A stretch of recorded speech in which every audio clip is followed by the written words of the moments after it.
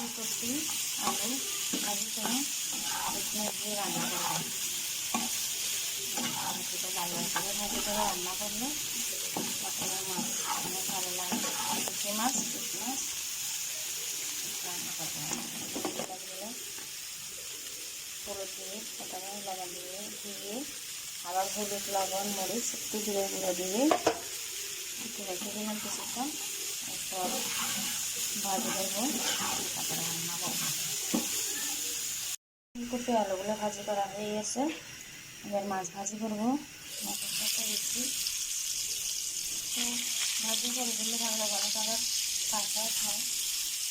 ফুলকপি আলু কষাইয়ে জল হলে মাছগুলো একটু বসাইবে, কিন্তু আমার ভালো লাগে না। এইভাবে লাল লাল করে ভাজি করে ঝোল রান্না করলে ভালো লাগে খেতে। ছোটোবেলা থেকে আমার মা এভাবে রান্না করতে দেখতাম, এখন আমি এভাবে রান্না করি। আমাদের বাঙালিরা আমাদের এখানে প্রায় সবাই এভাবে রান্না করে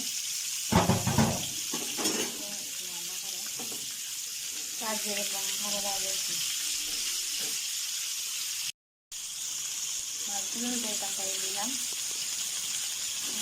কিন্তু লেগে যাচ্ছে নষ্ট করতেছি না, এটা তো ভালো হয়ে যায়, সেগুলো বুঝতেছে না।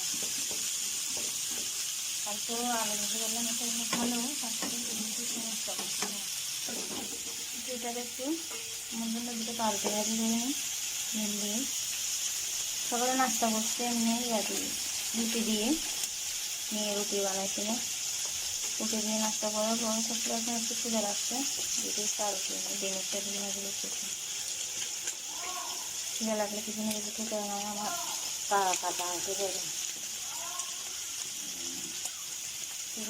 স্কুলে গেছে, আজকে কিছু তেমন কিছু নাস্তা করতে পারিনি, দিয়ে গেছে শুধু